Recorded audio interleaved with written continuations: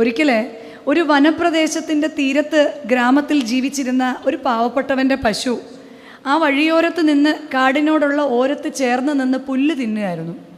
നമുക്കറിയാം, വനപ്രദേശം ഇതുപോലെ വലിയ ടൗണൊന്നും അല്ലാത്തതുകൊണ്ട് എപ്പോൾ വേണമെങ്കിലും പുലിയൊക്കെ ആക്രമിക്കാം. പെട്ടെന്ന് തന്നെ ഒരു പുലി ചാടി വരുന്നത് കണ്ട മാത്രയിൽ പശു ജീവനും കൊണ്ട് ഓടി. നമുക്കറിയാം, പശുവിൻ്റെ ഓട്ടത്തിൻ്റെ വേഗത ഒരിക്കലും പുലിയുടെ വേട്ടത്തിൻ്റെ ഓട്ടത്തിന് അത്രയും പറ്റില്ല. പക്ഷെ പശു ചെന്ന് കാല് കുത്തിയത് ഒരു ചതുപ്പിലേക്കായിരുന്നു. പശുവിനെ പിടിക്കുക എന്ന ലക്ഷ്യം മാത്രം ഉണ്ടായിരുന്ന ഈ പുലിയും പുറകെ ചെന്ന് ആ ചതുപ്പിലേക്ക് ചാടി. ചതുപ്പിൽ കിടക്കുമ്പോഴും പശുവിന് പുലിയെയും പുലിക്ക് പശുവിനെയും കാണാമായിരുന്നു. ഈ പശു ജീവന് വേണ്ടി പ്രാണന് വേണ്ടി പിടയുമ്പോൾ കൂടുതൽ ആഴത്തേക്ക് കാല് താന്നു പോകുകയാണ്. പശുവിനെ പിടിക്കാൻ വേണ്ടി പുലി കാലും കൈയിട്ട് അടിച്ചപ്പം അതും താന്നു പോവുകയാണ്. ഇത് മനസ്സിലാക്കിയ പശു പറഞ്ഞു, എനിക്കറിയാം നീ വലിയ പുലിയാണ്, നീ വലിയ ആളാണ്, നിനക്ക് എന്നെ കൊല്ലാൻ ശക്തിയുണ്ട്. പക്ഷേ ഞാനൊരു കാര്യം പറഞ്ഞോട്ടെ, നീ എന്നെ പിടിക്കാൻ ആഞ്ഞാൽ ഞാൻ എൻ്റെ പ്രാണന് വേണ്ടി ആയും. നമ്മൾ രണ്ടുപേരും ഈ കുഴിയിലേക്ക് താന്നു പോവും. അതുകൊണ്ട് നമുക്ക് രണ്ടുപേർക്കും അനങ്ങാതെ ഇരിക്കാം. ആരെങ്കിലും ഇതുവഴി വന്നാൽ ഒരുപക്ഷെ നമ്മളെ രക്ഷിച്ചെങ്കിലോ. സംഭവം സത്യമാണെന്ന് മനസ്സിലാക്കിയ പുലി താൻ കൈയും കാലും അനക്കുമ്പോൾ വീണ്ടും താന്നു പോകുന്നു എന്ന് മനസ്സിലാക്കിയ പുലിക്ക് മനസ്സിലായി, ശരിയാണ്, അനങ്ങിയതുകൊണ്ട് പ്രത്യേകിച്ച് കാര്യമില്ല, വീണ്ടും താഴേക്ക് പോകുകയാണ്. കുറച്ചു നേരമൊക്കെ മിണ്ടാതിരുന്നെങ്കിലും പുലി അവിടെ നിന്ന് ധാർഷ്ട്യത്തോടെ വിളിച്ചു പറയുന്നുണ്ട്, നീ വലിയ മിടുക്കനാണെന്നും വിചാരിക്കണ്ട, നീ എൻ്റെ വായിൽ നിന്ന് രക്ഷപ്പെടുമെന്നും വിചാരിക്കണ്ട, ഞാൻ പുലിയും നീ വെറും പശുവുമാണെന്ന്. പശു ഒന്നും മിണ്ടുന്നില്ല. കാരണം പശുവിൻ്റെ ബലഹീനത അറിയാം, പുലി ആരാണെന്നുള്ള നല്ല ബോധ്യവും പശുവിനുണ്ട്. വീണ്ടും പുലി ഇങ്ങനെ അവിടെ കിടന്ന് ഞറമുകയും, ഞാൻ ആ വലിയ ആളാണ്, നീ വിചാരിക്കുന്നതിൽ അത്ര ചെറുതൊന്നുമല്ല, നീ നോക്കിക്കോ, ഞാൻ എന്തെങ്കിലും മാർഗം കണ്ടുപിടിക്കും, എങ്ങനെയാണെങ്കിലും ഞാൻ നിന്നെ പിടിച്ച് തിന്നും. കുറേ നേരമൊക്കെ കഴിഞ്ഞ് സന്ധ്യയോടടുക്കാറായപ്പോൾ പശു ചിരിച്ചുകൊണ്ട് പറഞ്ഞു, എൻ്റെ രക്ഷകൻ ഇപ്പോൾ എന്നെ അന്വേഷിച്ച് വരുമെന്ന്. പുലി ചോദിക്കുകയാണ്, എൻ്റെ കയ്യിൽ നിന്ന് നിന്നെ വിടുവിക്കാൻ ആർക്ക് സാധിക്കും? പശു ചിരിച്ചുകൊണ്ട് പറഞ്ഞു, പുലിയെ നീ നോക്കിക്കോ, സന്ധ്യയായി എൻ്റെ യജമാനൻ എന്നെ അന്വേഷിച്ച് വരും. ഏത് കുഴിയിൽ ഞാൻ കിടന്നാലും ഈ കയറിൻ്റെ അറ്റം എൻ്റെ യജമാനൻ പിടിക്കും, എന്നെ ഈ കുഴിയിൽ നിന്ന് എടുക്കും, എന്നെ ഇവിടെ നിന്ന് കൊണ്ടുപോകും. പുലി ഇതിന് മറുപടിയായി പറഞ്ഞു, നിന്നേക്കാളും ശക്തൻ ഞാനാണ്, നിന്നേക്കാൾ ധീരൻ ഞാനാണ്, എൻ്റെ ശബ്ദം കേൾച്ചാൽ പോലും മറ്റുള്ളവർ വിറയ്ക്കും, എന്നെ രക്ഷിക്കാതെ നിന്നെ രക്ഷിക്കാൻ ആള് വരുമോ? ഇത് പറഞ്ഞ നേരത്ത് തന്നെ ദൂരെ നിന്ന് പശുവിനെ പേര് ചൊല്ലി വിളിച്ച് പശുവിൻ്റെ യജമാനൻ സന്ധ്യയായപ്പോൾ പശു തിരികെ വരാത്തപ്പോൾ പശുവിനെ അന്വേഷിച്ച് വരികയാണ്. പശുവിനെ അന്വേഷിച്ച് യജമാനൻ വന്നപ്പോൾ യജമാനൻ്റെ ശബ്ദം ദൂരെ നിന്ന് കേട്ടപ്പോൾ പശു വല്ലാതെ കരഞ്ഞപ്പോൾ പശു അപകടത്തിലായെന്ന് മനസ്സിലാക്കി യജമാനൻ ഈ പശുവിനെ അന്വേഷിച്ച് ഓടി വന്നപ്പോൾ കുഴിയിൽ കിടക്കുന്നത് കണ്ടു. പുലി ശക്തനാണെന്നും കാട്ടിലെ ധീരനാണെന്നും എന്നുള്ളത് യജമാനന് വിഷയമല്ല, തൻ്റെ കറവ പശുവിനെ രക്ഷിക്കുക എന്നതായിരുന്നു യജമാനൻ്റെ വിഷയം. യജമാനൻ എന്തു ചെയ്തെന്നോ, കയറിൻ്റെ അറ്റം പിടിച്ച് പശുവിനെ വലിച്ചു കയറ്റി പശുവിൻ്റെ ദേഹത്തുള്ള ചെളിയൊക്കെ തുടച്ച് പശുവിനെ ഒന്ന് ആശ്വസിപ്പിച്ച് കൊണ്ടുപോകാൻ നേരത്ത് പശു തിരിഞ്ഞു നിന്ന് ധീരനായ പുലിയോട് പറഞ്ഞു, അല്ലയോ പുലിയെ, നീ ധീരനായിരിക്കാം, നീ കേമനായിരിക്കാം, നീ ശ്രേഷ്ഠനായിരിക്കാം, പക്ഷെ ഞാൻ നിന്നെ ഓർമ്മിപ്പിച്ചു, എനിക്കൊരു യജമാനനുണ്ട്. സന്ധ്യയാകുമ്പോൾ ഏത് കുഴഞ്ഞ മണ്ണിൽ നിന്നും എന്നെ എടുത്ത് കൊണ്ടുപോയി യഥാസ്ഥാനപ്പെടുത്തുവാൻ എൻ്റെ യജമാനൻ വരുമെന്ന് ഞാൻ നിന്നോട് പറഞ്ഞില്ലയോ? അല്ലയോ പ്രിയമുള്ള അമ്മമാരെ, ഇതുപോലെ തന്നെയല്ലേ ആത്മീയൻ്റെ ജീവിതവും. പലപ്പോഴും നമ്മൾ കുഴിയിലായിരിക്കുമ്പോൾ പലരും നമ്മളെ നോക്കി പറയും, നീ ഇത്രയും നാളും, നമ്മുടെ മക്കൾ നമ്മളെ നോക്കി ചോദിക്കും, മമ്മി ഇത്രയും നാളും പ്രാർത്ഥിച്ചിട്ട് എന്തായി, അല്ലെ എങ്ങനെയായി? പലരും നമ്മളോട് ചോദിക്കും, നിൻ്റെ ജീവിതം എന്തായി എന്നൊക്കെ ചോദിക്കുമ്പോൾ ഏത് കുഴിയിൽ കിടക്കുമ്പോഴും, ഏത് ധീരൻ്റെ മുൻപിൽ നിൽക്കുമ്പോഴും, ഏത് ശക്തൻ്റെ മുൻപിൽ നിൽക്കുമ്പോഴും ബലഹീനമായ നമ്മളെ കുഴിയിൽ നിന്ന് ഉയർത്തുന്ന ഒരു യജമാനൻ, ഒരു കർത്താവ് നമുക്കുണ്ട് എന്നതാണ് നമ്മുടെ ഏറ്റവും വലിയ ബലവും ഏറ്റവും വലിയ സങ്കേതവും. നമുക്കറിയാം, പരിശുദ്ധ അമ്മയുടെ പെരുന്നാളിൻ്റെ ദിനത്തിൽ കൂടെയാണ് നമ്മൾ ഓരോരുത്തരും നീങ്ങിക്കൊണ്ടിരിക്കുന്നത്. പരിശുദ്ധ അമ്മയെക്കുറിച്ച് പറയുമ്പോൾ അച്ഛനിവിടെ ആശംസ പ്രസംഗത്തിൽ സഹവികാരി അച്ഛൻ ഓർമ്മിപ്പിച്ചു, സൗന്ദര്യവതിയായ പരിശുദ്ധ അമ്മ, അല്ലേ? അന്ന് മശിഹായെ പ്രസവിപ്പാൻ രാജകുമാരിമാർ രാജകൊട്ടാരത്തിൽ കാത്തിരുന്ന കാലത്ത് കേവലം ഒരു ബാലികയുടെ ഉദരത്തിലേക്ക് ഇറങ്ങി വന്ന ദൈവം കണ്ട അമ്മയുടെ സൗന്ദര്യത്തെക്കുറിച്ച് അച്ഛൻ ഇവിടെ മുന്നമേ ഓർമ്മിപ്പിക്കുകയുണ്ടായി. എന്തായിരുന്നു പിതാവാം ദൈവം കണ്ട സൗന്ദര്യമെന്ന് ദൂതൻ വന്നപ്പോൾ തന്നെ പറയുന്നുണ്ട്.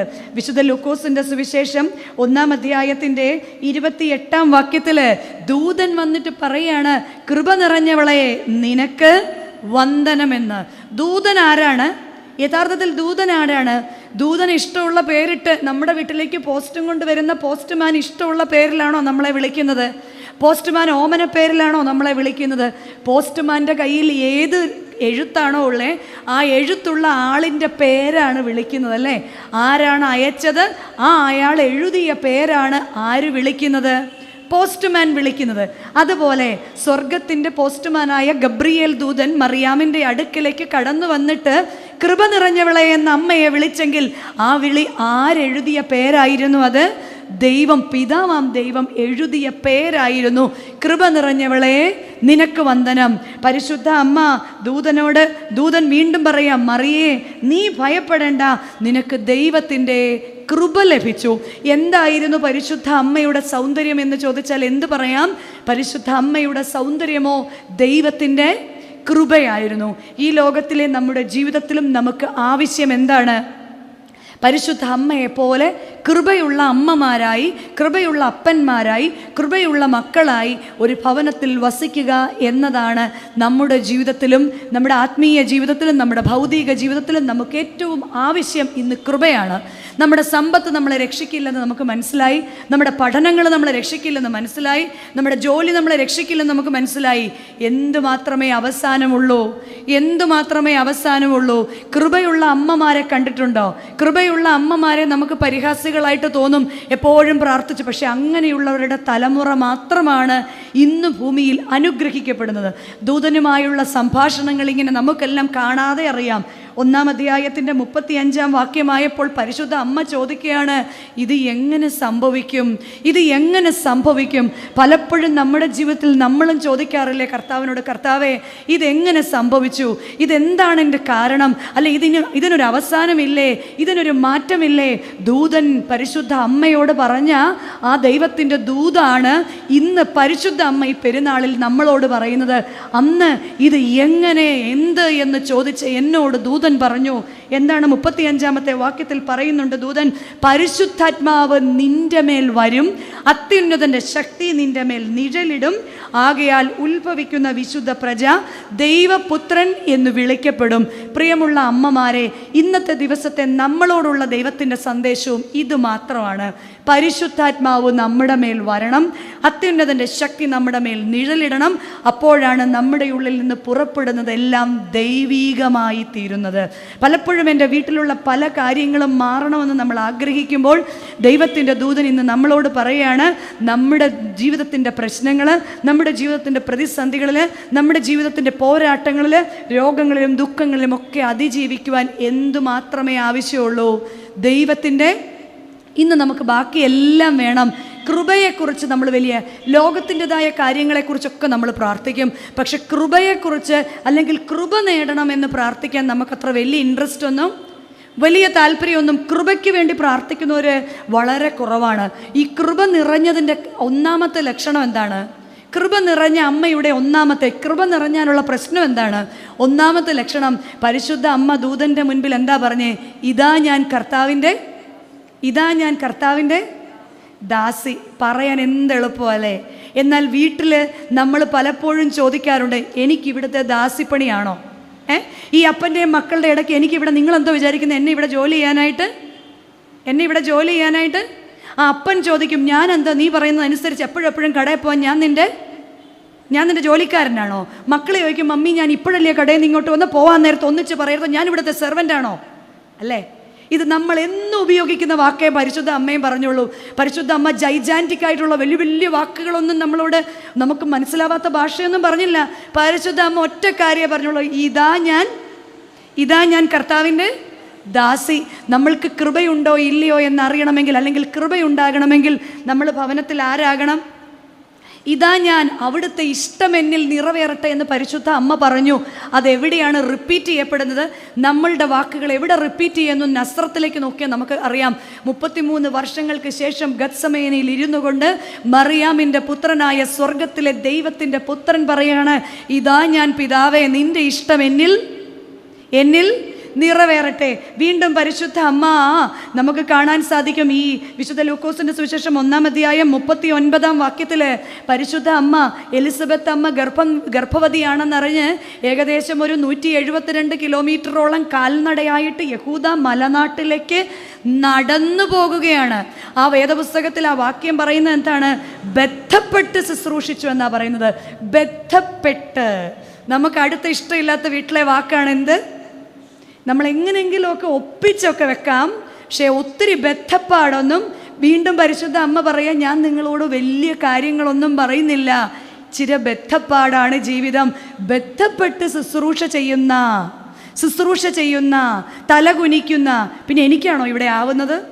നമ്മളെപ്പോഴും വീട്ടിൽ ചോദിക്കുന്ന ഒരു ചോദ്യമാണ്, പിന്നെ എനിക്കാണോ ഇവിടെ?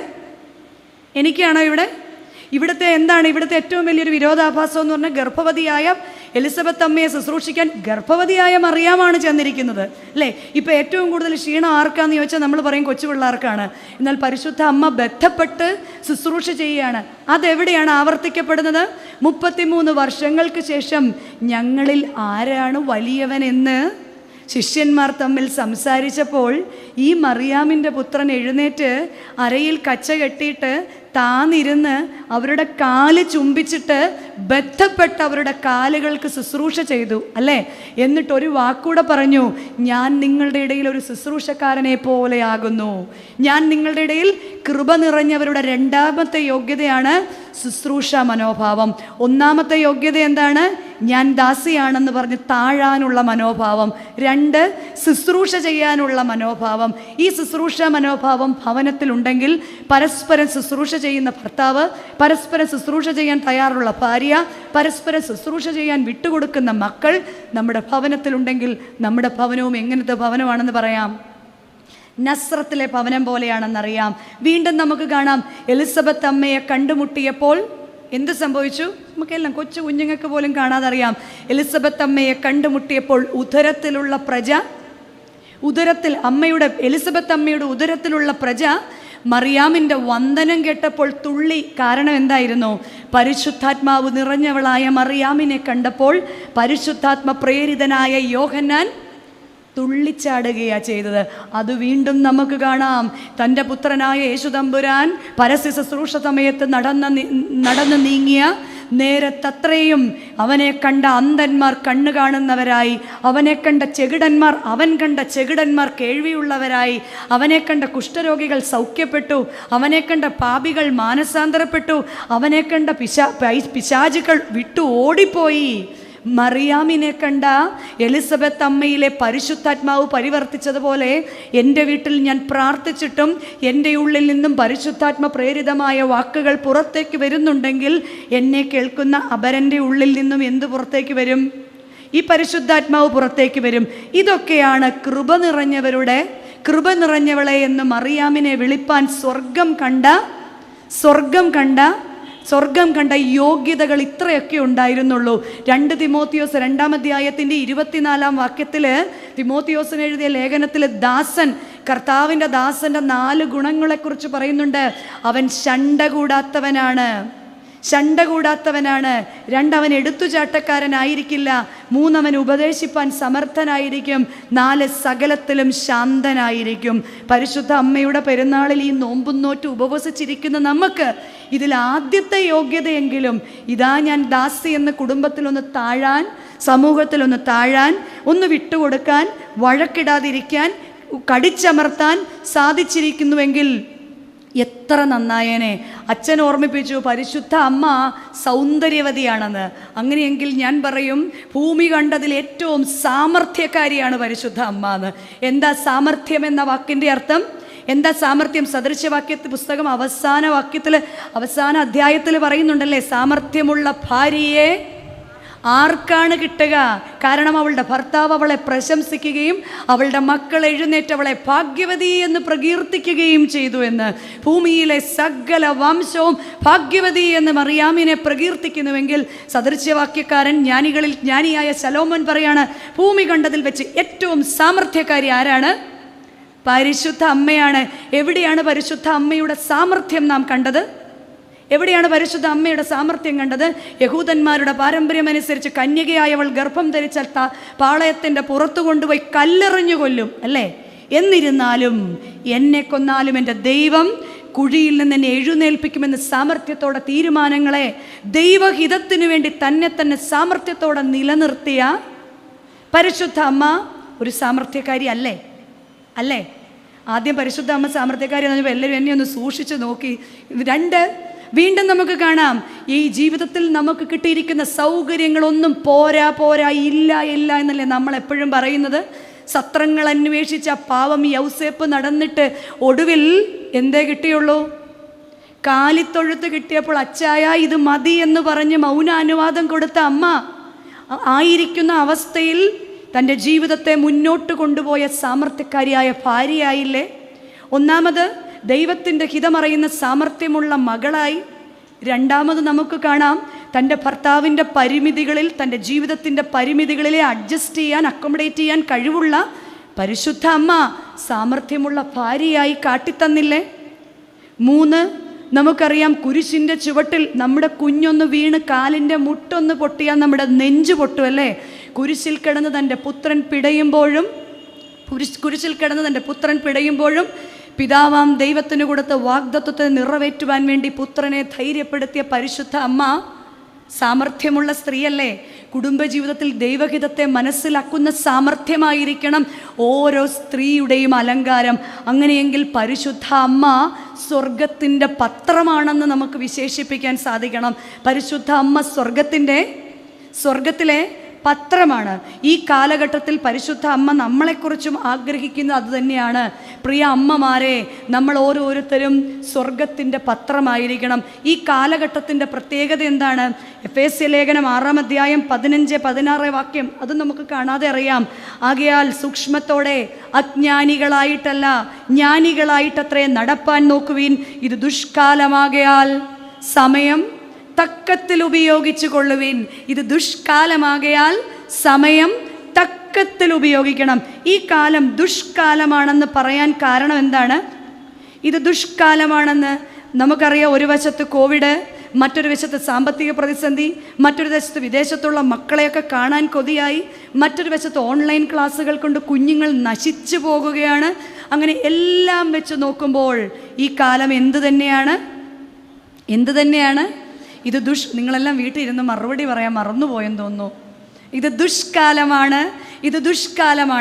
അതിനെന്തു ചെയ്യണമെന്നാണ് 15-ാം വാക്യം പറയുന്നത്. 15-ാം വാക്യം പറയാണ്, ആകയാൽ സൂക്ഷ്മത്തോടെ അജ്ഞാനികളായിട്ടല്ല ജ്ഞാനികളായിട്ട് നടക്കണം. കാരണം ഈ കാലത്തിൻ്റെ പ്രത്യേകത യിരെമ്യാ പ്രവാചകൻ്റെ പുസ്തകം 9-ാം അധ്യായത്തിൻ്റെ 21-ാം വാക്യത്തിൽ കാണുന്നൊരു കാലമാണ് ഈ കാലം. യിരെമ്യാ പ്രവാചകൻ്റെ പുസ്തകം 9-ാം അധ്യായം 21-ാം വാക്യം ഇങ്ങനെ പറയുന്നു: വിശാല സ്ഥലത്തു നിന്ന് പൈതങ്ങളെയും വീഥികളിൽ നിന്ന് യുവാക്കളെയും ഛേദിച്ചു കളയേണ്ടതിന് മരണം നമ്മുടെ കിളിവാതിലുകളിൽ കൂടി കയറി നമ്മളുടെ അരമനകളിലേക്ക് പ്രവേശിച്ചിരിക്കുന്നു. മനുഷ്യരുടെ ശവങ്ങൾ വയലിലെ ചാണകം പോലെയും കൊയ്ത്തുകാരൻ്റെ പിമ്പിലെ അരിപ്പിടി പോലെയും വീഴും. ആരും അവയെ കൂട്ടിച്ചേർക്കുകയില്ല എന്ന് യഹോവയുടെ അരുളപ്പാട്. ശരിയല്ലേ? ഈ കാലഘട്ടം അതുതന്നെയല്ലേ? വിശാല സ്ഥലത്ത് നിന്ന് പൈതങ്ങളെയും വീഥികളിൽ നിന്ന് യുവാക്കളും പ്രായവ്യത്യാസമില്ലാതെ മരണത്തിൻ്റെ ദൂതൻ ഈ ഭൂമിയിൽ ഇങ്ങനെ ചുറ്റി സഞ്ചരിച്ച് നടക്കുകയാണ്. ശവങ്ങൾ അട്ടിക്കിട്ടിരിക്കുന്നത് 1-2 വർഷങ്ങളായിട്ട് കാണുകയാണ്. അവയെ രക്ഷിക്കാനോ തൊടാനോ പോകാൻ നമ്മളിൽ ആർക്കും ധൈര്യമില്ലാത്ത കാലം. അതുകൊണ്ട് എന്തു ചെയ്യണമെന്ന് 23-ാം വാക്യം പറയുന്നുണ്ട്. യഹോവ ഇപ്രകാരം അരുളി ചെയ്യുന്നു: ജ്ഞാനി തൻ്റെ ജ്ഞാനത്തിൽ പ്രശംസിക്കരുത്, ബലവാൻ തൻ്റെ ബലത്തിൽ പ്രശംസിക്കരുത്, ധനവാൻ തൻ്റെ ധനത്തിലും പ്രശംസിക്കരുത്. പ്രശംസിക്കുന്നവനോ യഹോവയായ ഞാൻ ഭൂമിയിൽ ദയയും ന്യായവും നീതിയും പ്രവർത്തിക്കുന്നത് എന്നിങ്ങനെ ഗ്രഹിച്ചറിയുന്നതിൽ തന്നെ പ്രശംസിക്കട്ടെ എന്ന് നമ്മളോടാണ് പറയുന്നത്. നീ ജ്ഞാനിയാണെന്നൊരു ചിന്തയുണ്ടെങ്കിൽ നിന്റെ ജ്ഞാനത്തിൽ നീ പ്രശംസിക്കരുത്. നീ ധനവാനാണെന്നൊരു ചിന്തയുണ്ടെങ്കിൽ നിന്റെ ധനത്തിൽ നീ പ്രശംസിക്കരുത്. നീ ബലവാനാണെന്ന് നിനക്കൊരു ചിന്തയുണ്ടെങ്കിൽ പ്രാർത്ഥിക്കുമ്പോൾ മാത്രം നമ്മൾ പറയും, കർത്താവേ ഞാൻ പാവമാണ്, ഞാൻ പുഴുവാണ്. എന്നാൽ ഹൃദയത്തിൽ എന്തിൻ്റെയെങ്കിലും പ്രശംസ എനിക്കുണ്ടെങ്കിൽ ഇതിലൊന്നും പ്രശംസിക്കരുത്. പ്രശംസ എന്തിൽ മാത്രമേ ഉള്ളൂ?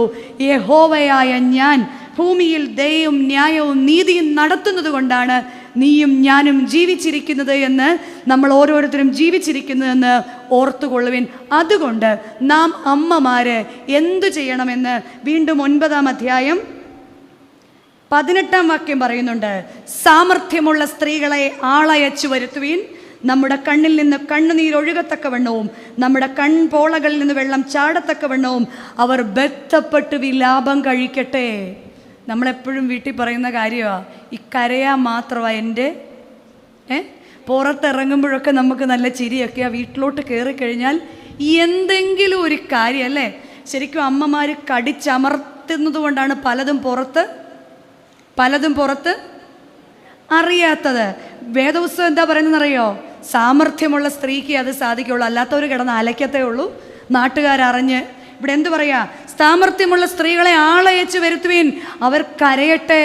ഈ ലോകത്തിനു വേണ്ടി, തലമുറയ്ക്ക് വേണ്ടി, സമൂഹത്തിന് വേണ്ടി, ദൈവജനത്തിനു വേണ്ടി സാമർഥ്യമുള്ള സ്ത്രീകളെ ആളയച്ചു വരുത്തുവീൻ. വീണ്ടും 20-ാം വാക്യം പറയാ, എന്നാൽ സ്ത്രീകളെ യഹോവയുടെ വചനം കേൾപ്പീൻ, നിങ്ങളുടെ ചെവി അവൻ്റെ വായിലെ വചനം ശ്രദ്ധിക്കട്ടെ. നിങ്ങളുടെ പുത്രിമാരെ വിലാപവും ഓരോരുത്തരെയും തൻ്റെ കൂട്ടുകാരെത്തിയ പ്രലാപവും അഭ്യസിപ്പീനെന്ന്. എന്നാൽ സ്ത്രീകളെ ദൈവത്തിൻ്റെ വചനം കേൾപ്പീൻ. നമ്മളോട് ദൈവത്തിൻ്റെ പരിശുദ്ധാത്മാവ് ദിവസം പറയുന്ന 2 കാര്യമാണ്. 1, ദൈവത്തിൻ്റെ വചനം കേൾപ്പീൻ.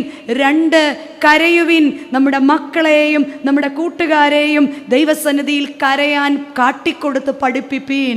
പുതിയ തലമുറയെ കരയുവാൻ പഠിപ്പിപ്പീൻ. 1, ദൈവസന്നിധിയിൽ വചനം കേൾപ്പീൻ. പരിശുദ്ധ അമ്മയും തൻ്റെ സഹോദരന്മാരും കാണാൻ വന്നു നിൽക്കുന്നു എന്ന് പറയുമ്പോൾ യേശുതമ്പുരാൻ പറയുന്നുണ്ട്, ആരാകുന്നു എൻ്റെ അമ്മയും? ആരാകുന്നു?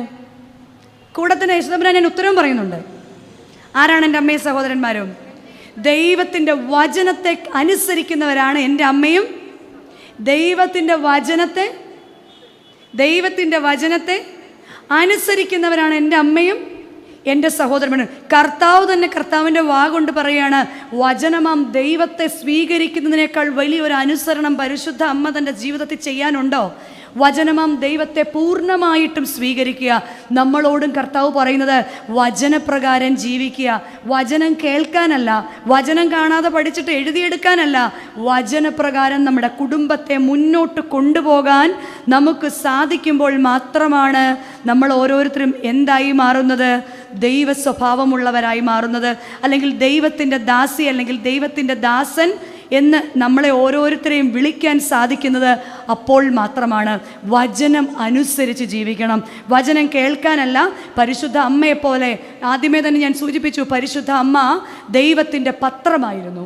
എന്താ പത്രത്തിൻ്റെ പ്രത്യേകത? പത്രത്തിൻ്റെ പ്രത്യേകത എന്താ? നമ്മൾ രാവിലെ പക്ഷെ നമ്മുടെ വീട്ടിൽ ഏറ്റവും അവസാനം നമുക്കാണ് കിട്ടുന്നതെങ്കിലും നമുക്ക് വലിയ ഇഷ്ടമാണ്. എന്താ? ആ പത്രം ഒന്ന് എല്ലാ ദിവസവും രാവിലെ ലഭിക്കുന്നതാണ്. എന്ത്? എന്നും സുതാര്യമായി ലഭിക്കുന്നതാണ്. പത്രത്തെക്കുറിച്ച്, പത്രധർമ്മത്തെക്കുറിച്ച് പറയുന്നത് എന്താണ്? നേരോടെ, നിർഭയം, നിരന്തരം, അല്ലേ? നേരായ കാര്യങ്ങളെ ജനത്തെ അറിയിക്കുക എന്നതാണ് എന്തിൻ്റെ ധർമ്മം? എന്തിൻ്റെ ധർമ്മം? പത്രത്തിൻ്റെ ധർമ്മം. ലോക കാര്യങ്ങളെയൊക്കെ അറിയിക്കുക, അല്ലേ? രാജ്യത്തിൻ്റെ കാര്യങ്ങളെയൊക്കെ അറിയിക്കുക എന്നാണ് എന്തിൻ്റെ ധർമ്മം? പത്രത്തിൻ്റെ ധർമ്മം. പരിശുദ്ധ അമ്മ എവിടുത്തെ പത്രമായിരുന്നു? സ്വർഗത്തിലെ പത്രമായിരുന്നു. അങ്ങനെയെങ്കിൽ 2 കൊരിന്ത്യർ 3-ാം അധ്യായം 2-3 വാക്യങ്ങളിൽ പൗലോസ്ലീഹ നമ്മളോട് പറയുന്നുണ്ട്, ഞങ്ങളുടെ ഹൃദയങ്ങളിൽ എഴുതിയതായ സകല മനുഷ്യരും അറിയുന്നതും വായിക്കുന്നതുമായ ഞങ്ങളുടെ പത്രം നിങ്ങൾ തന്നെ. പരിശുദ്ധ അമ്മ സ്വർഗത്തിലെ പത്രമാണെങ്കിൽ നമ്മളും ആര് തന്നെയാണെന്നാണ് പരിശുദ്ധാത്മാവ് പറയുന്നത്? നിങ്ങളും ദൈവത്തിൻ്റെ പത്രമാണ്, നമ്മളും ദൈവത്തിൻ്റെ പത്രമാണ്. 3-ാം വാക്യം പറയുന്നു, ക്രിസ്തുവിൻ്റെ പത്രമായി നിങ്ങൾ വെളിപ്പെടുന്നുവല്ലോ, അത് മഷി കൊണ്ടല്ല, ജീവനുള്ള ദൈവത്തിൻ്റെ ആത്മാവിനാൽ അത്രേ. കൽപ്പലകകളിലെല്ലാം ഹൃദയമെന്ന മാംസ പലകകളിൽ തന്നെ.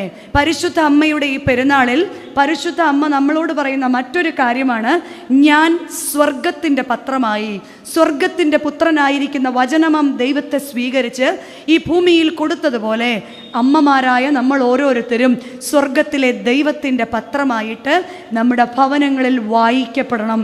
എന്നാൽ ഇന്നത്തെ പത്രത്തിൻ്റെ പ്രത്യേകത എന്താ? ഞാൻ ആദ്യം പറഞ്ഞത് പത്രത്തിൻ്റെ ധർമ്മമാണ്. ഇന്നത്തെ പത്രത്തിൻ്റെ പ്രത്യേകത എന്താ?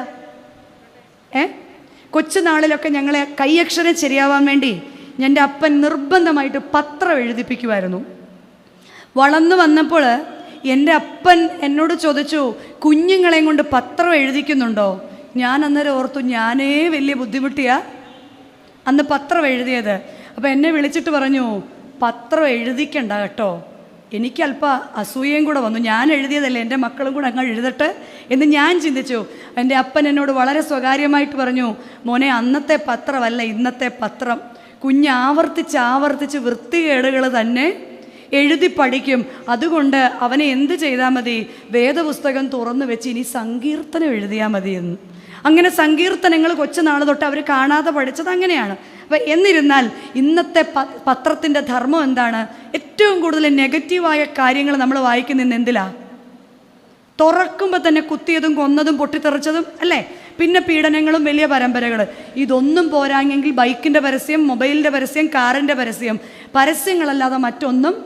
ഇന്നത്തെ കുടുംബ ബന്ധങ്ങളും ഏകദേശമൊക്കെ ദൈവത്തിൻ്റെ പത്രമാണ്. ക്രിസ്തീയ കുടുംബ ബന്ധങ്ങളെന്നൊക്കെ പറഞ്ഞാലും ഇപ്പോൾ അകമേ മുഴുവൻ പൊട്ടലും ചീറ്റലും വേദനകളും, പുറമേയോ ഈ പരസ്യ പ്രചാരണങ്ങൾ പോലെയുള്ള കുറച്ച് പരസ്യങ്ങളും ഒക്കെ ആയിട്ട് നമ്മൾ ഈ സമൂഹത്തിൽ പിടിച്ചു നിൽക്കുകയാണ്. അങ്ങനെയെങ്കിൽ വേദപുസ്തകത്തിലുള്ള 2 പത്രങ്ങളും മൂന്നാമതൊരു പത്രത്തെയും കൂടെ നമുക്കിന്ന് നോക്കാം. 2 പത്രങ്ങൾ ഞാനിവിടെ 2 പത്രങ്ങൾ. ഒന്ന്, പഴയ നിയമത്തിൻ്റെ ആരംഭം തന്നെ ആ പത്രമാണ്. പഴയ നിയമം പിടിച്ചു നിൽക്കുന്നത് ആ പത്രത്തിലാണ്. രണ്ടാമത്തെ പത്രം പുതിയ നിയമത്തിൻ്റെ ആരംഭം ആ പത്രത്തിലാണ്. അപ്പോൾ തന്നെ മനസ്സിലായി കാണും. ഒന്നാമത്തെ പത്രത്തിൻ്റെ പേരാണ് ഏദൻ. ഒന്നാമത്തെ പത്രത്തിൻ്റെ പേരാണ് ഏദൻ. ഏദൻ പറുദീസ എന്ന് പറയുന്ന പത്രം ഇല്ലേ? നമ്മുടെ നാട്ടിൽ അവൈലബിളായ മറ്റു പത്രങ്ങൾ പോലെ വേദപുസ്തകത്തിലെ ഒന്നാമത്തെ പത്രമാണ് ഏത്? ഏദൻ. ഏദൻ എന്ന പത്രം. രണ്ടാമത്തെ പത്രമാണ് നസ്രത്ത് എന്ന പത്രം. മൂന്നാമത്തെ പത്രം നമ്മൾ ഓരോരുത്തരെയും അവരവരുടെ വീട്ടുപേര് ഓർത്താൽ മതി കേട്ടോ. മൂന്നാമത്തെ പത്രം നമ്മൾ ഓരോരുത്തരുമാണ്. ഈ 2 പത്രം ഞാൻ പറയുമ്പോൾ ഈ മൂന്നാമത്തെ പത്രം ആയ നമ്മുടെ ഭവനം ഈ ആദ്യത്തെ 2 പത്രങ്ങളിൽ ഏത് പത്രവുമായിട്ടാണ് സാമ്യമുള്ളത് എന്നൊന്ന് ചിന്തിക്കുക. ഒന്നാമത്തെ പത്രമായ ഏദൻ. ഏദനിൽ ദൈവം മനുഷ്യനേകനായിരിക്കുന്നത് നന്നല്ല എന്ന് കണ്ട് തക്കതായ തുണയെ കൊടുത്ത് അവന് വേണ്ടതെല്ലാം കൊടുത്ത് ഓരോ ദിവസവും വൈകുന്നേരം പിതാവാം ദൈവം ആദാം ആദാം എന്ന് പേര് ചൊല്ലി വിളിച്ച് കൂടെ ഇരുന്ന് കൊഞ്ചിച്ച് അവന് വേണ്ടതെല്ലാം കൊടുത്തു. എല്ലാം കൊടുത്തിട്ടൊരു കാര്യം മാത്രം അനുസരിക്കണം എന്ന് പറഞ്ഞു. പക്ഷേ ആദാം എന്തു ചെയ്തു? ദൈവസന്നിധിയിൽ അനുസരണക്കേട് കാട്ടി. 2, ആ അനുസരണക്കേട് മറച്ചു വെക്കാൻ ആര് ശ്രമിച്ചു? ആദാം ശ്രമിച്ചു. 3, അവർ സ്വയം നീതീകരിച്ചു. 4, അവർ ജീവിത പങ്കാളിയെ പഴിചാരി. 5, അവൻ ഒളിച്ചിരിക്കാൻ ശ്രമിച്ചു. 1, ദൈവസന്നിധിയിൽ അനുസരണക്കേട് കാട്ടി, ദൈവസന്നിധിയിൽ ഒളിച്ചിരിക്കാൻ ശ്രമിച്ചു, ദൈവസന്നിധിയിൽ മറച്ചു വയ്ക്കാൻ ശ്രമിച്ചു, ദൈവസന്നിധിയിൽ സ്വയം നീതീകരിച്ചു, ദൈവസന്നിധിയിൽ പങ്കാളിയെ പഴിചാരി. നസ്രത്തിലെ പത്രത്തിലേക്ക് പോകാം. നസ്രത്തിലെ പത്രം ദൈവസന്നിധിയിൽ പൂർണ്ണ അനുസരണമുള്ളവരായിരുന്നു അല്ലേ? മറിയാം, കൃപ നിറഞ്ഞവളെ, നിനക്ക് സമാധാനം എന്ന് പറഞ്ഞപ്പോൾ ഈ ദൂതനോട് ഹൂ അറിയൂ, എന്തിനു വന്നു എന്ന് മറിയാം ഒരിക്കലും ചോദിച്ചിട്ടില്ല. ഒരിക്കലും മറിയാം ചോദിച്ചില്ല. അതിൻ്റെ അർത്ഥം എന്തായിരുന്നു? ഈ ശബ്ദം മറിയാമിന് പരിചയമുള്ളതായിരുന്നു. ഇതേ ദൂതൻ യൗസേപ്പിൻ്റെ അടുക്കൽ ചെന്നിട്ട്, യൗസേപ്പ്, നീ ശങ്കിക്കേണ്ട, നീ ഭാര്യയാകാൻ കരുതിയിരിക്കുന്ന പെൺകുട്ടി പരിശുദ്ധാത്മാവിനാൽ ഗർഭം ധരിച്ചു എന്ന് പറഞ്ഞു. നോർമൽ ബുദ്ധി കൊണ്ട് ചിന്തിച്ച് ആരാണെങ്കിലും എഴുന്നേറ്റ് അവിടുന്ന് ഓടി രക്ഷപ്പെട്ടേനെ. യൗസേപ്പ് ദൈവസന്നിധിയിൽ ശങ്കിച്ചില്ല. കാരണം ദൈവവുമായൊരു ബന്ധം ആർക്കുണ്ടായിരുന്നു? യൗസേപ്പിനുണ്ടായിരുന്നു. ദൈവസന്നിധിയിൽ നസ്രത്തിലെ പത്രത്തിൻ്റെ അപ്പനും അമ്മയും അനുസരണമുള്ളവരായിരുന്നു. 2, ഇത് ദൂതൻ്റെ ശബ്ദം ദൈവത്തിൻ്റെ ശബ്ദമാണെന്ന് തിരിച്ചറിയാനുള്ളൊരു ബോധ്യം ആ മാതാപിതാക്കൾക്കുണ്ടായിരുന്നു. 3, ദൈവസന്നിധിയിൽ ഏറ്റവും താഴ്ന്ന് അവരെ തന്നെ സമർപ്പിക്കുവാൻ അവർ തയ്യാറായി. എങ്ങനെ? പങ്കാളിയെ പരസ്പരം ചേർത്ത് നിർത്തിക്കൊണ്ട്. ഒരിടത്ത് പങ്കാളിയെ മാറ്റി നിർത്തി പഴി ചാരിയപ്പോൾ ഒരിടത്ത് പങ്കാളിയെ കല്ലെറിഞ്ഞു കൊല്ലാതെ ഇരുപ്പാൻ തക്കവണ്ണം ചേർത്ത് നിർത്താൻ ആർക്ക് സാധിച്ചു? നസ്രത്തിലെ കുടുംബമാകുന്ന പത്രത്തിന് സാധിച്ചു. ഇതിൽ ഏത് കുടുംബവുമായിട്ടാണ് എൻ്റെ കുടുംബത്തിന് സാമ്യമെന്ന് നമ്മളോട് തന്നെ നമ്മെ തന്നെ ദൈവസന്നിധിയിൽ സമർപ്പിക്കാം. നമുക്കെപ്പോഴും പരാതിയാണ്, ഇപ്പോഴത്തെ കുഞ്ഞുങ്ങൾ സ്നേഹമില്ല, മത്സരബുദ്ധിയാണ്, ഒന്ന് പറഞ്ഞ് രണ്ടിന് ഇറങ്ങിപ്പോകും അല്ലേ? ഇനി നമുക്ക് വീണ്ടും ആദ്യത്തെ പത്രത്തിലേക്ക് ചെല്ലാം.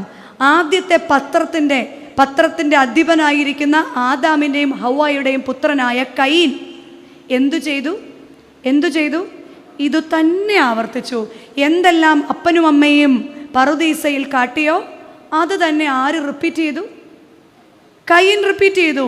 ദൈവസന്നിധിയിൽ തനിക്ക് നല്ലതുണ്ടായിട്ടും ദൈവത്തിന് നല്ലത് കൊടുക്കാതെ കയീനെ കുറിച്ച് പറയുന്ന എന്താണ്? കയീനിലും കയീൻ്റെ ബലിയിൽ മാത്രമല്ല, കയീൻ്റെ ബലിയിലും ദൈവം പ്രസാദിച്ചില്ല എന്നാണ്. കാരണം എന്താണ്? ചീത്തത് ദൈവത്തിന് കൊടുക്കത്തക്കവണ്ണം അനുസരണക്കേട് കാട്ടി. എന്നിട്ട് ദൈവം കടന്നു വരുന്ന സമയത്ത് ദൈവസന്നിധിയിൽ നിന്ന് ഒളിക്കാൻ ശ്രമിച്ചു. ദൈവസന്നിധിയിൽ തനിക്കറിയാവുന്ന ഒരു സത്യം മറച്ചു വെക്കാൻ ശ്രമിച്ചു. വീണ്ടും ദൈവസന്നിധിയിൽ ഞാൻ എൻ്റെ സഹോദരൻ്റെ കാവൽക്കാരനോ എന്ന് ചോദിച്ച് സഹോദരനെ പഴിചാരി. 5, അവനെ തന്നെ സ്വയം നീതീകരിച്ചു. ഇത് രണ്ടും ഏദനിൽ അവൻ്റെ മാതാപിതാക്കൾ ചെയ്ത്, ഇത് 5ഉം ഈ 2 മാതാപിതാക്കൾ ചെയ്തതല്ലേ? ദൈവത്തിൻ്റെ സന്നിധിയിൽ നിന്ന് ഒളിച്ചിരിക്കാൻ ശ്രമിച്ചു, മറച്ചു വെച്ചു, അനുസരണക്കേട് കാട്ടി, സഹോദരനെ പഴിചാരി, സ്വയം നീതീകരിച്ചു. നമ്മുടെ തലമുറയിലും ഇത് ആവർത്തിക്കപ്പെടുന്നുണ്ടെങ്കിൽ കർത്താവേ, എൻ്റെ ഭവനത്തിൽ അറിഞ്ഞോ അറിയാതോ എപ്പോഴൊക്കെയോ ഞാനെന്ന അമ്മയും ഞങ്ങളെന്ന കുടുംബവും പലപ്പോഴും ഞങ്ങളുടെ ജീവിതത്തിൽ മാതൃകയില്ലാതെ പോയിട്ടുണ്ടെങ്കിൽ കർത്താവെ, ഞങ്ങളുടെ പത്രം ഏദനിലെ പത്രമായി തീരും. എന്നാൽ നസ്രത്തിലെ പത്രത്തിൻ്റെ പ്രത്യേകത എന്തായിരുന്നു? ദൈവത്തെ അനുസരിക്കുന്ന ഒരു പുത്രനെ അവിടുന്ന് കിട്ടി. സ്വർഗത്തിൽ നിന്ന് ഇറങ്ങി വരുവാൻ പിതാവാം ദൈവം ആവശ്യപ്പെട്ടപ്പോൾ സ്വർഗത്തിൽ നിന്ന് ഭൂമിയോളം ഇറങ്ങി വന്ന് കാലിത്തൊഴുത്തിൽ ജനിച്ചു. മാത്രമല്ല, ലോകത്തെ രക്ഷിപ്പാൻ വേണ്ടി കാൽവരിയിൽ മരിപ്പാൻ വരെ തയ്യാറായ അപ്പനും അമ്മയുടെയും വാക്കനുസരിച്ച് മരിക്കാൻ തയ്യാറായ മക്കളെ ഇന്നും നല്ല നല്ല വീടുകളിലൊക്കെ നമ്മൾ കണ്ടിട്ടില്ലേ? ഓരോരുത്തരുടെയൊക്കെ മക്കളെ കാണുമ്പോൾ നമ്മൾ പറയും പുണ്യം ചെയ്ത മാതാപിതാക്കളാണ് അല്ലേ, പുണ്യം ചെയ്ത കാരണവന്മാരാണ്. ഇപ്രകാരം അനുസരിക്കുന്ന ഒരു പുത്രനെ നമുക്ക് നസ്രത്തിൽ കാണാം. താഴുന്നൊരു പുത്രനെ കാണാം, ശുശ്രൂഷ ചെയ്യുന്നൊരു പുത്രനെ കാണാം, അമ്മയിൽ നിന്ന് കണ്ടുപഠിച്ച പുത്രനെ കാണാം. ബാല്യം മുതൽക്ക് തന്നെ വേദ ഉപദേശങ്ങൾ കൊടുത്തു വളർത്തിയ ഒരു പുത്രനെ യെരൂശലേം ദേവാലയത്തിൽ കാണാം.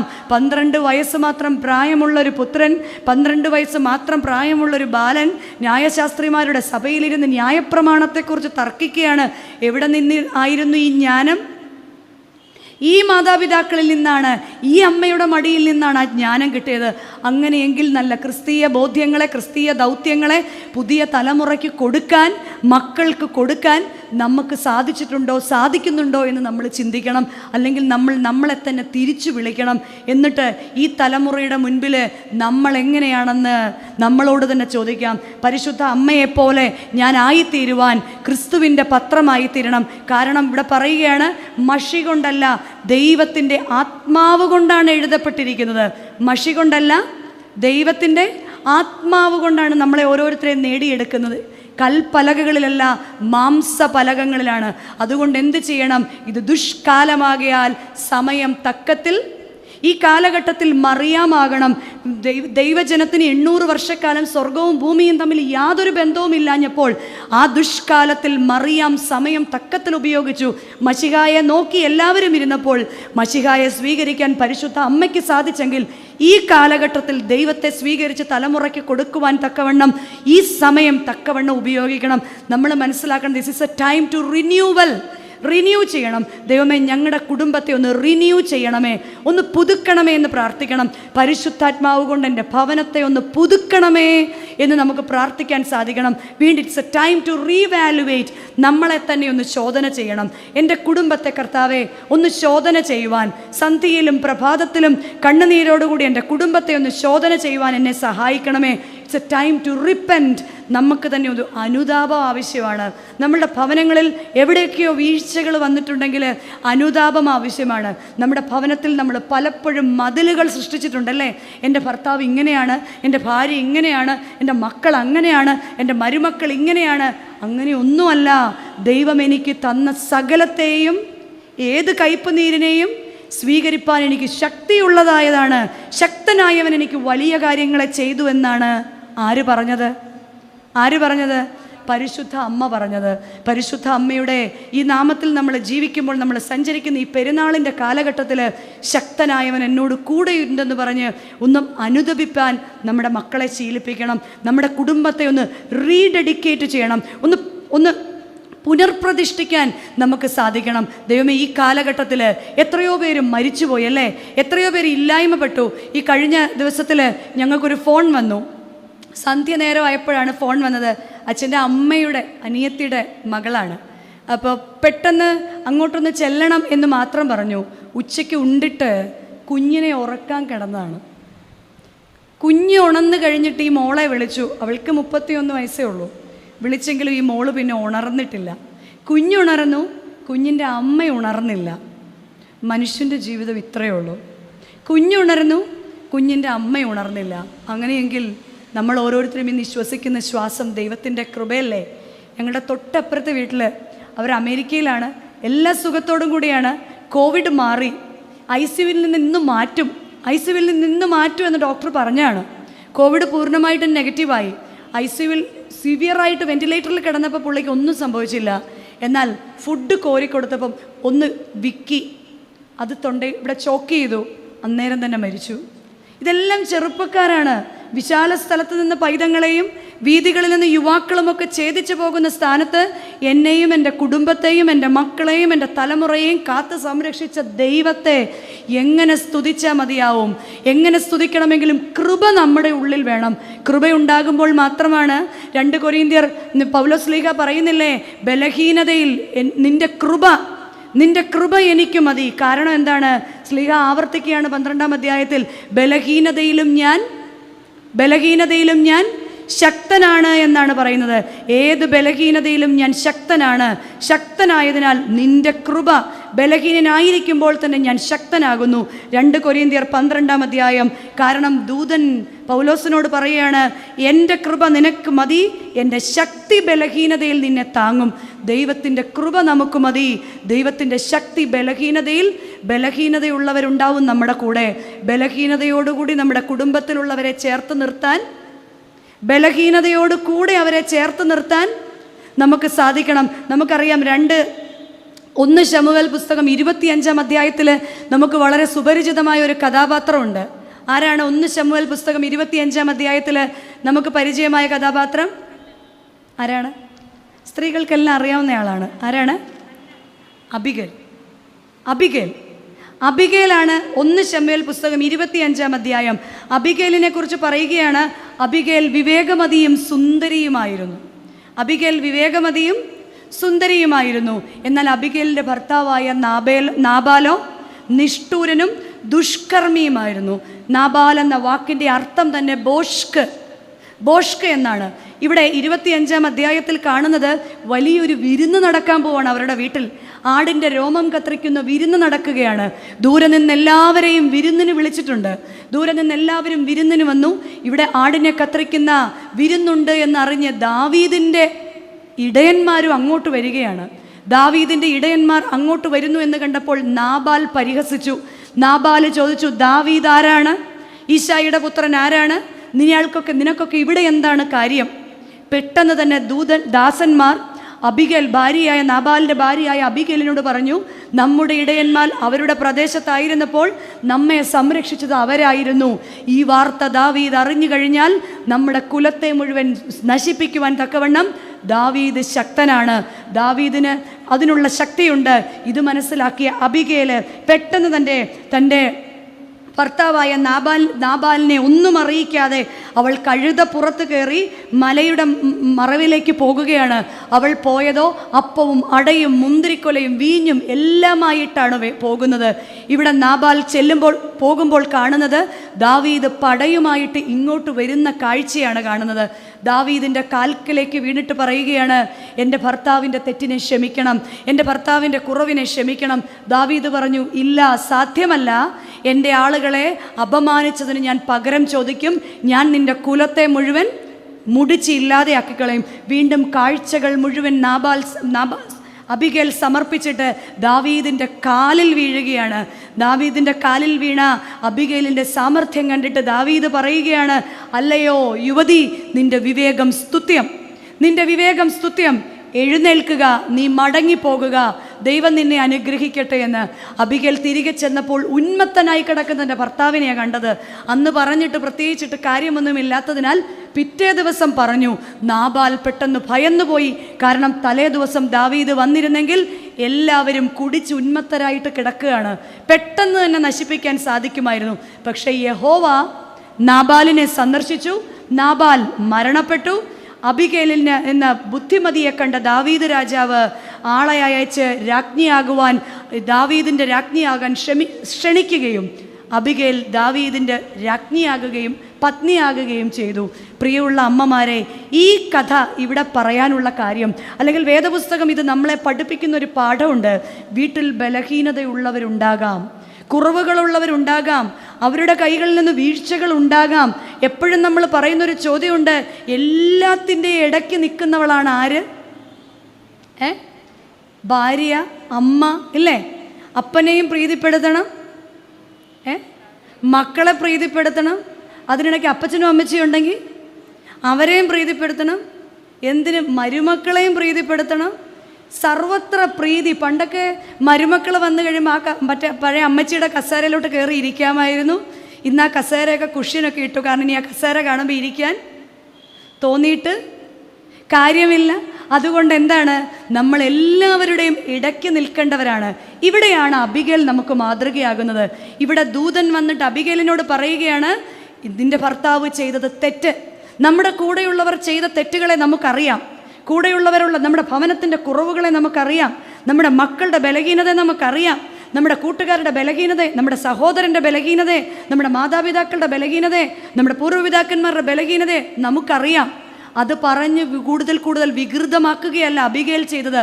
അബിഗേൽ ആരോടും മിണ്ടാതെ വേണ്ടതെല്ലാം കരുതി രാജാവിനെ കാണാൻ ചെന്നതുപോലെ, പ്രിയമുള്ളവരെ, വേണ്ടതെല്ലാം ദൈവസന്നിധിയിൽ കരുതി കണ്ണുനീരുകൊണ്ട് അവയെല്ലാം കഴുകി ഭാണ്ഡങ്ങളാക്കി ദാവീദിൻ്റെ അടുക്കൽ അബിഗേൽ ചെന്നതുപോലെ സ്വർഗീയ ദൈവത്തിൻ്റെ അടുക്കൽ ദൈവസന്നിധിയിൽ നമ്മൾ സമർപ്പിക്കുമ്പോൾ മാത്രമാണ് ഓരോ സ്ത്രീയെയും നോക്കിയിട്ട് സ്വർഗം സാക്ഷിക്കുന്നത്, നീ വിവേകമതിയാണ്, നിന്റെ വിവേകം സ്തുത്യം, നീയാണ് ഈ ഭവനത്തിൻ്റെ താക്കോൽ പിടിച്ചിരിക്കുന്നത്. അച്ഛനെ ഓർമ്മിപ്പിച്ചില്ലേ, അവിടെ കൽക്കട്ടയിൽ സ്ത്രീകൾ എന്ത് ചെയ്യുമായിരുന്നു? താക്കോൽ സാരിയുടെ കെട്ടിയിടുമായിരുന്നു, അല്ലേ? അതുപോലെ ഇങ്ങനെയൊരു താക്കോൽ നമ്മുടെ എല്ലാം കയ്യിൽ ദൈവം തന്നിട്ടുണ്ട്. ഇങ്ങനെയൊരു താക്കോല് ദൈവം നമ്മുടെ കയ്യിൽ തന്നിട്ടുണ്ട്. ആ കൂടെ ബലഹീനതയുള്ളവർ കാണും. ഇവിടെ അബിഗേൽ സമ്മതിക്കുന്നുണ്ട്, രാജാവേ, എൻ്റെ ഭർത്താവ് ഭോഷ്കനാണെന്ന് അവിടുന്ന് അറിയുന്നുവല്ലോ. നമ്മുടെ ഭർത്താവിൻ്റെ, നമ്മളുടെ കുഞ്ഞുങ്ങളുടെ കുറവുകളെ മറച്ചു വെക്കാനല്ല, മറിച്ചു ദൈവസന്നിധിയിൽ അവർക്ക് അഡ്മിഷൻ കിട്ടാനും അവർക്ക് UST ഗ്ലോബലിൽ തന്നെ ജോലി കിട്ടുക മാത്രമല്ല ഒരമ്മയുടെ ലക്ഷ്യം. ഒരമ്മയുടെ ലക്ഷ്യം എന്തായിരിക്കണം? നമ്മുടെ മക്കളുടെ ബലഹീനതകളെ ദൈവസന്നിധിയിൽ സമർപ്പിച്ച് പ്രാർത്ഥിക്കുക എന്നതാണ് ലക്ഷ്യം. ഇവിടെ പരിശുദ്ധ അമ്മയുടെ ജീവിതം നമ്മളെ പഠിപ്പിക്കുകയാണ്. പരിശുദ്ധാത്മാവ് നിൻ്റെ മേൽ വരണം, അത്യുന്നതൻ്റെ ശക്തി നിൻ്റെ മേൽ വ്യാപരിക്കണം. അപ്പോൾ മാത്രമേ നമ്മൾ ഈ പറയുന്നത് പോലെ പരിശുദ്ധ അമ്മയെപ്പോലെ ആയിത്തീരാൻ.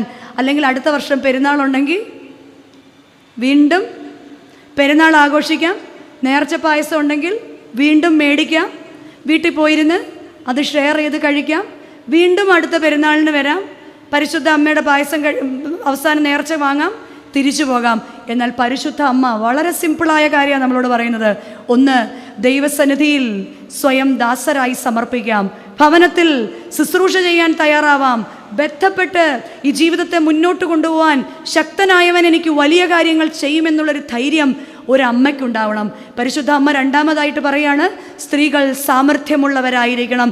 ദൈവസന്നിധിയിൽ സാമർഥ്യത്തോടെ കടന്നു ചെന്ന് ദൈവത്തിൻ്റെ ഇഷ്ടത്തെ മാറ്റാനല്ല, എനിക്കത് ഇപ്പം വേണം കർത്താവേ അല്ല, ദൈവത്തിൻ്റെ ഇഷ്ടത്തെ മനസ്സിലാക്കുന്ന സാമർഥ്യമുള്ള ദൈവ മകളായി തീരുവാൻ ഒരാൾക്ക് സാധിക്കണം. ഏത് അവസ്ഥയിലും പൊരുത്തപ്പെടുന്ന നല്ല ഭാര്യയാവാൻ നമുക്ക് സാധിക്കണം. ഏതവസ്ഥയിലും പൊരുത്തപ്പെട്ട് മക്കൾക്ക് ധൈര്യം കൊടുക്കുന്ന കർത്താവുണ്ട് മക്കളെ നമുക്ക് എന്ന് പറയുന്ന നല്ല അമ്മയാകാൻ നമുക്ക് സാധിക്കണം. പരിശുദ്ധ അമ്മ സ്വർഗത്തിൻ്റെ പത്രമായതുപോലെ ഈ നമ്മുടെ ഭവനത്തിൽ സ്വയം ദൈവത്തിൻ്റെ പത്രമായിട്ട് നമ്മെ തന്നെ സൂക്ഷിക്കണം.